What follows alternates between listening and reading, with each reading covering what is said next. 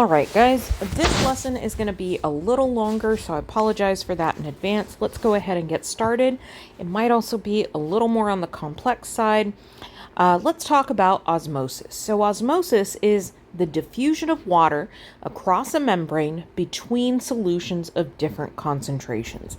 This happens when a membrane is impermeable to the solute that's dissolved in water, but it is permeable to water, like what you see in this animation here.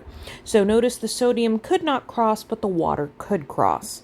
And then when this happens and there are different concentrations, the water will move until equal solute concentrations are reached, otherwise known as equilibrium. So that's going to be shown in this animation. Notice that the level of water in this container also changed because water was moving from the left side to the right side.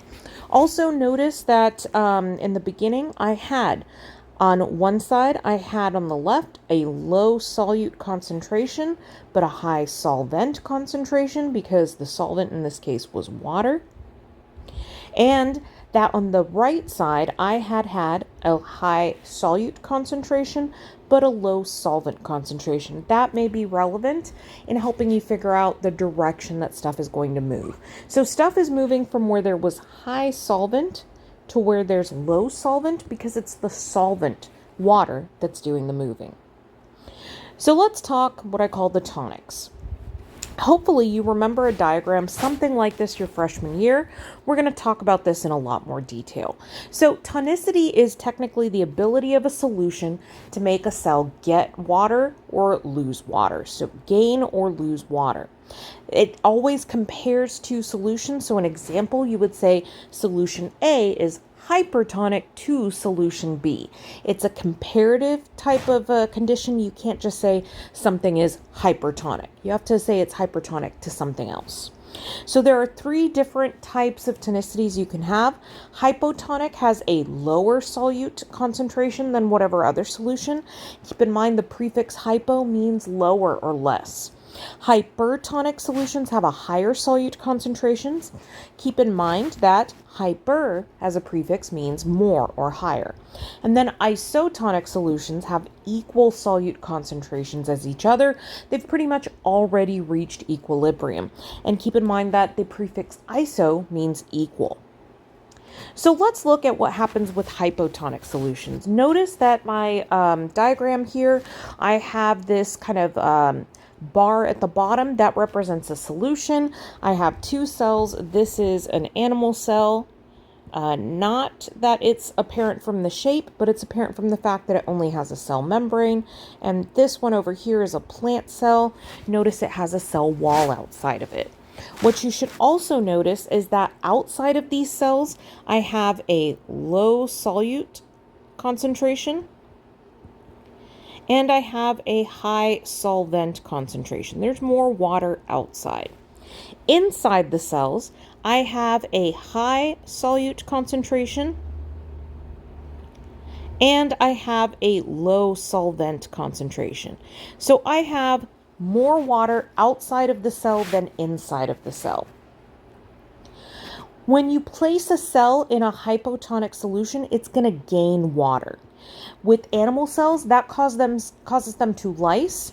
Lysis means to explode. With plant cells, those become turgid, and turgid means stiff or firm, meaning these are cells that are completely, totally packed full of water. And if you look at an animation of that, notice the water is moving into these cells, which means that the net movement of water is going into the cells. This is going to be something I'm going to point out on each of these diagrams. Also notice that there's a difference with animal cells with water moving in. If you continue to have water move in over and over and over, well, the cell membrane is kind of flexible, but it's not super expandable. And so eventually that cell is going to pop or explode because too much water is trying to get in. On the other hand, when you have water entering a plant cell, the difference is the cell wall. The cell wall is stiffer, more rigid, and it's a container that's not going to expand, but once you completely fill it, there's not any way you can put extra water into it. That means that the cell membrane is going to kind of push out against the cell wall while the cell wall is pushing back in, and this just becomes a really full cell. This is the ideal condition for plant cells. You are a plant cell, you want to be surrounded by a hypotonic solution. It's not good for animal cells because they will pop. Now we have a cell or a couple of cells sitting in a hypertonic solution. So if we look at this, we have a higher solute concentration outside. That means conversely, a lower solvent concentration outside. Basically, we have more water or less water outside of the cell, more solute outside of the cell. Inside the cell, we have a low solute concentration, but we have a relatively higher solvent concentration. And I know I'm not explaining this right if you're a chemistry teacher, but this will do for biology. So if a cell is placed in a hypertonic solution, it's going to lose water. Animal cells shrivel. The technical term for that is crenation. Or I think it's either crenation or crenellation. That basically means shriveling up. Plant cells become plasmolized, and it's hard to do that animation on this diagram, but I'm going to go to another diagram at the end and we're going to talk about what that looks like in more detail. So notice I've got water moving out of my cells, and the net movement of water is, like I said, out of the cell. Now let's look at isotonic concentrations. We have equal solute concentrations, which means we're going to have equal solvent concentrations. There's not more water inside the cell or outside the cell. So that means that these cells that are placed in these solutions don't gain water, they don't lose water. Animal cells, this is their normal condition, their ideal condition. Plant cells become flaccid. Flaccid means that they are, I guess, kind of limp. You could say they're bendy. And so this is not a good condition for plant cells. It is the best condition for animal cells. So notice, let me go back. Notice that I do have some movement of water, but for every water molecule that moves into the cell, I also have a water molecule moving out of the cell. This means there's no net. And by the way, net here means total. There's no total movement of water. So let's look at this diagram. This kind of summarizes everything. So a shriveled, in hypertonic solutions, that's not good for any type of cell. Animal cells shrivel up. Plant cells plasmolize.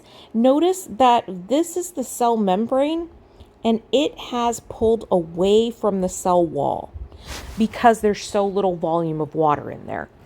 For isotonic solutions, animal cells are happy, plant cells are flaccid, and in hypotonic solutions, animal cells have lysed, but plant cells are turgid. So the ideal conditions for each of these cell types, for animal cells, it's isotonic solutions.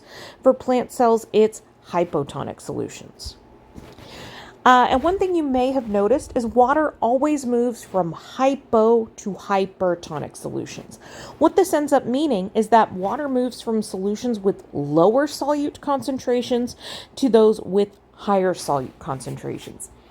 This is something I found really counterintuitive when I was learning about this in high school, because I was thinking, but that's the opposite of the way things are supposed to move, the way they move in diffusion. If you go back and you look at the previous parts of the video and you concentrate on where you have more solvent and less solvent, rather than where there's more solute and less solute, it should make this a little easier to see because the water is the molecule doing the diffusing or the moving, not the solute. So this brings us to a concept called water potential. So let's step back for a second and let's think about what happens to water when it's in a solution. So I've got my two different compartments here. I've got a compartment with only water and I've got a compartment with some solutes in there. And the solutes that are going to be in water are usually going to be polar or they're going to be charged, because that's what dissolves best in water. Water tends to surround these polar or charged compounds and form something called a hydration shell. That water is electrically attracted by those hydrogen bonds to these charged molecules or ions, and so it's going to kind of hold the water in place. That means water is less free to move around, and that's going to be an important concept when we talk about water potential. Water potential you can think of as the potential energy of water. It's the potential of water to do some work. It's the free energy per every unit of water, in this case moles of water. If you don't remember that from chemistry, you're okay. This depends on how free the water molecules are, and so because the more free the water molecules are in a solution, the more work that they can do. When you add solute to a solution, that decreases the amount of free water, and that then decreases the water potential. So, more solute means lower water potential, and by the way, the symbol for water potential is psi, kind of looks like a trident. So, more solute means lower water potential. Hypotonic solutions have a greater water potential because they have less solute. Hypertonic solutions have more solute and therefore have a lower water potential.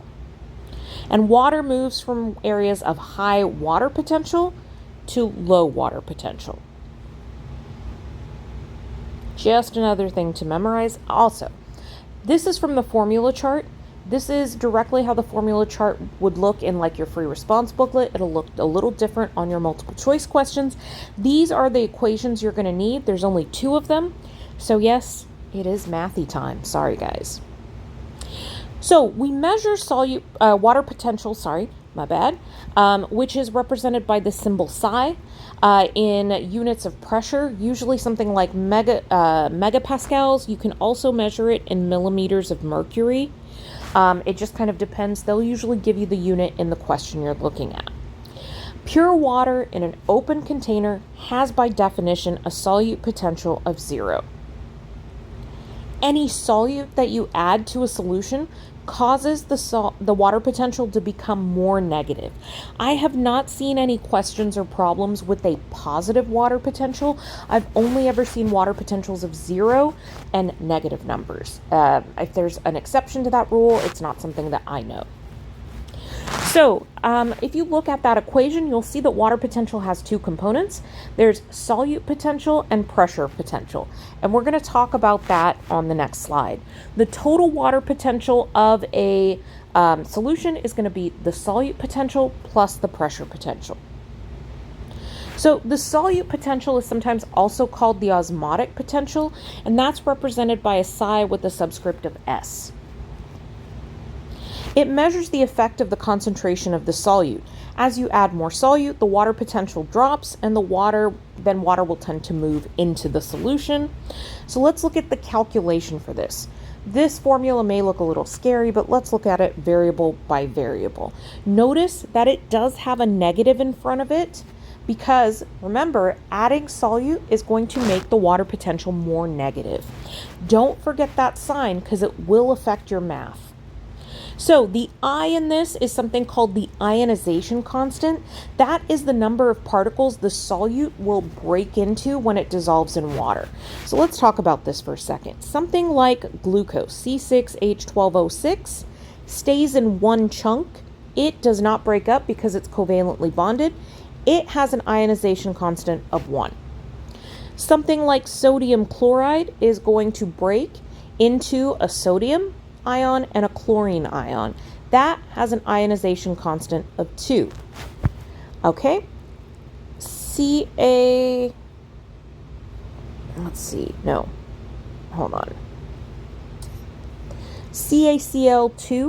would be calcium chloride. That would dissociate into 1 calcium and 2 chlorine or chloride ions. That has an ionization constant of 3. So mostly keep in mind, we might deal with like polyatomic ions.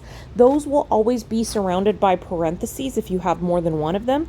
So if you had, say, a phosphate and you had more than one, it would give you that number around the parentheses. That will help you figure out the ionization constant. The C is the molar concentration of the solution, and they will either give you that or it'll be in a diagram. You're not going to have to calculate molarity, so don't worry. And the unit for that is either going to be moles or, molar, sorry, it's been a while since I've had chemistry, or moles per liter. There is another constant in here called R. You don't need to know details about it. You just really need to know that this is the unit and this is a number that never changes. And this is written on your formula chart, so you don't have to worry about memorizing this. And then finally, the T is temperature, but note, the temperature is in Kelvin. Kelvin is not the same as Celsius, but most of your problems will give you the temperature in Celsius because Celsius is the standard temperature we tend to use in science. The temperature then for Kelvin is your degrees Celsius plus 273, and that should be on your formula chart as well. So let's talk pressure potential real quick. This is also called turgor pressure, and this is usually the pressure that a container is putting on this. If you have an open container, there is no pressure potential. So if you have an open container and you're measuring the water potential, which remember is the solute potential plus the pressure potential, if the pressure potential is 0, then your water potential just equals your solute potential. But when we're in a plant cell or another cell, the pressure potential is actually measuring the force of the cell wall pushing inward. So if we look at a cell that has just been placed in some distilled water, if you remember, the pressure potential of distilled water or plain water is going to be 0, like what's written here, and the solute potential of it is going to be 0 because there's nothing dissolved in it, so its total water potential is 0.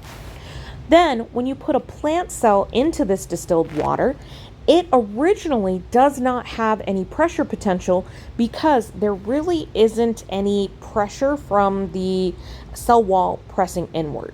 The solute potential of this plant cell happens to be -2, and this is the total water potential of the plant cell. But after you place a plant cell in water and it has time to reach equilibrium, what you should know is if it's in pure water, water will be rushing in, right? Well, after the water rushes in, it pushes out against the cell wall, and the cell wall is going to push back with like equal and opposite pressure. So the pressure potential of the cell is basically going to be equal and opposite then of the solute potential of the cell, so that their net water potential is going to end up being 0, because the net water potential of the solution outside is 0. So the net water potential of the solution inside has to be 0 as well. If that confuses you, we will talk about this in class. So then as water enters the cell, the pressure potential, you'll notice, increases. Notice I said I've never seen a positive water potential. There's definitely no positive solute potentials. There are positive pressure potentials though. So now we have a couple of practice problems that we're going to do, and we'll do more practice problems in class. So here we're given a pressure potential, we're given a solute potential, and we are asked to find the water potential, the total water potential. And remember, I like to write out my given, and here's my given. My equation for this is that my water potential is my solute potential plus my pressure potential. So if I plug in my numbers, that's going to be that's going to be -3.5 bars. My bad, I put those in the wrong order. Plus 2 bars. If I add those numbers together, I should get -1.5 bars, and that's my final answer. Pretty simple. This is a little more complicated. We are now being asked to calculate a solute potential.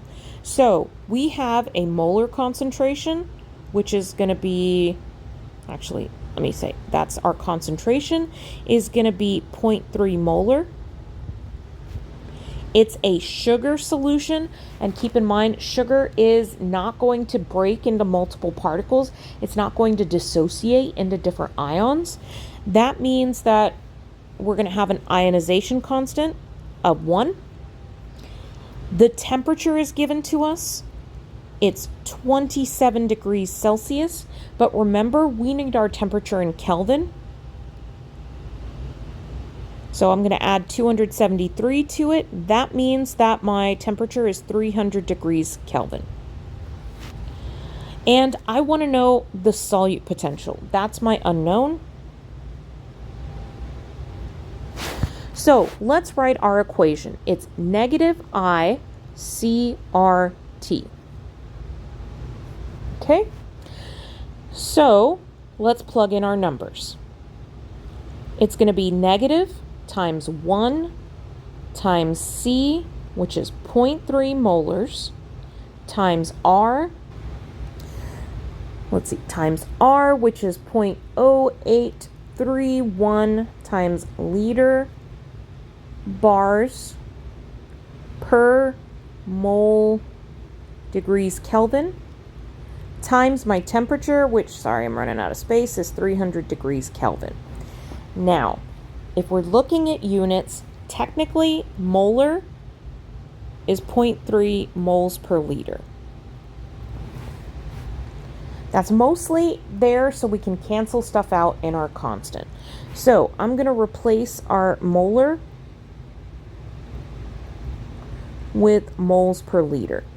Now what I can do is I can cancel out this moles, because I have 1 mole on the top, 1 mole on the bottom. I can cancel out these liters, because I've got a 1 liter on the top, 1 liter on the bottom. And I can actually cancel out my degrees Kelvin, because I've got it both on the top and the bottom. That's going to leave me with a unit of bars, which is appropriate because that's the unit, 1 potential unit for pressure potential. There's 3 different general types of units you can use for pressure. There's pascals. Don't think that you'll see that on the AP test very much. There's bars. I think that's a little less likely. You might be more likely to see millimeters of mercury. It's not important to know why we use that unit. It's just important to know that it doesn't matter what unit they use, they'll tell you what unit they want you to use. Then if I do this math, I'm going to get a negative, because remember there's this negative sign here, negative 0.02, and I'm going to round to 5. And don't worry, I didn't do that in my head. I've got a calculator off to the side. So that's the slightly more complicated calculation. Let's talk about turgor pressure and wall pressure. So wall pressure is going to be the pressure that a cell wall pushes back onto the interior of the cell. The turgor pressure is basically the pressure of all the water that's in the cell. These two will tend to cancel each other out, so they're equal and opposite to each other. So if you're ever given the turgor pressure of the inside of a cell, you can calculate the wall pressure, and the wall pressure is going to be your pressure potential. And then as you increase the turgor pressure, the wall pressure increases to compensate. You do eventually reach a point where no more water can enter the cell, and then you max out your wall pressure because your turgor pressure is maxed out. So solutions are going to reach equilibrium as long as molecules can move. So when you place a cell in a solution that has a different solute potential and you let it sit there, water is going to move until the cell and the solution have equal water potentials and the system is at equilibrium. So this is kind of what we went over earlier. So we have pure water, which has a total water potential of 0. And remember, it's got a pressure potential of 0 and a solute potential of 0. When we first stick a potato cell into this water, and I know that's not a good plant cell because it's round, but in my head I think I was thinking just put a chunk of potato in there. This chunk of potato has solutes inside the cell, so it's going to have a solute potential. But when it's put inside the cell, it's got 0 pressure potential because there's not anything pressing on the outside of the cell. So it's got a total water potential of -3. After it's allowed to sit there, it's going to reach equilibrium because water will have moved into the cell. As water moves into the cell, that's going to increase your pressure potential. So your pressure potential is going to go up until it's equal and opposite to your solute potential. That gives you a total water potential of 0, which matches the water potential of the solution outside of the cell. They're going to reach equilibrium. It's not that the solute concentrations equalize, it's that the water potentials equalize. That's not going to happen in an animal cell because when you place an animal cell in a hypotonic solution, it will lyse. So what does this have to do with organisms? Well, organisms have to practice osmoregulation. What this means is they control the amount of solute that's in their cells, and that lets them control their water potential. This helps them maintain a balance of water, and because water moves in a predictable direction from regions of low osmolarity, also known as low solute concentration, to regions of high osmolarity, which is high solute concentration. This means that plants, especially since they don't have any physical thing like a heart to pump water through them, they can actually manipulate water potential in their cells to drive the movement of water. So remember, water moves from low osmolarity to high osmolarity. It's going to move from low solute potential to high solute potential. So looking at this, I just want to remind you, water moves from where there's a high water potential to where there's a low water potential. Also keep in mind with negative numbers, like negative 200 is going to be a lower number than, say, 0. It's also going to be a lower number than, say, negative 100. So because of this, plants make sure that, water potential in the soil is going to be different than the water potential in the atmosphere. Water potential is highest in the soil, lowest in the atmosphere. So since it's moving from high water potential to low water potential, water would naturally move from the soil to the atmosphere. Well, if you look at a plant and you measure the water potential in cells in the roots, cells in the stems, and cells in the leaves, that water potential gradually decreases. So in the roots, it's lower than the water potential in the soil. This means that water moves from the soil into the roots. Then it gets lower in the stem, so water moves from roots to the stem. It gets even lower in leaf cells, so water moves from the stems to the leaves, and it's lowest in the atmosphere, so water actually evaporates from leaves to go into the atmosphere. Plants can change the water potential of any of their cells by adding solute or removing solute and changing their solute potential. So this in diagram form makes it a little easier to see. The soil, for example, might have a water potential of minus 0.3. Minus 0.3 is a bigger number than minus 0.6 because remember, something like negative 200 is going to be less than negative 1. So as the number gets bigger, the value is getting smaller for negative numbers. Notice that this is higher than this. So since water moves from where there's high water potential to where there's low water potential, it moves from the soil into root cells. Then this is the trunk and the roots basically. So the cells in the trunk of the root or the center part of the root have even lower water potential, which means water is going to move up here. Inside the xylem or the vascular tissue that moves stuff inside of cells, of plants, you're going to have an even lower water potential, which is going to drive water up. Then in the leaves, you have an even lower water potential, which is going to drive water from the trunk and branches into the leaves. Then if you look in leaves, they actually have air spaces. So there's a bunch of air spaces, like right here is an air space, here's an air space, and the water potential in those air spaces is even lower. That drives water from the plant cells in the leaves out into those air spaces. And then the water potential is lowest of all in the atmosphere, so that drives water from those leaves out into the air. So, if you've ever wondered why water is able to move from the roots of a tree against gravity to the leaves of a tree, this is the kind of more technical explanation.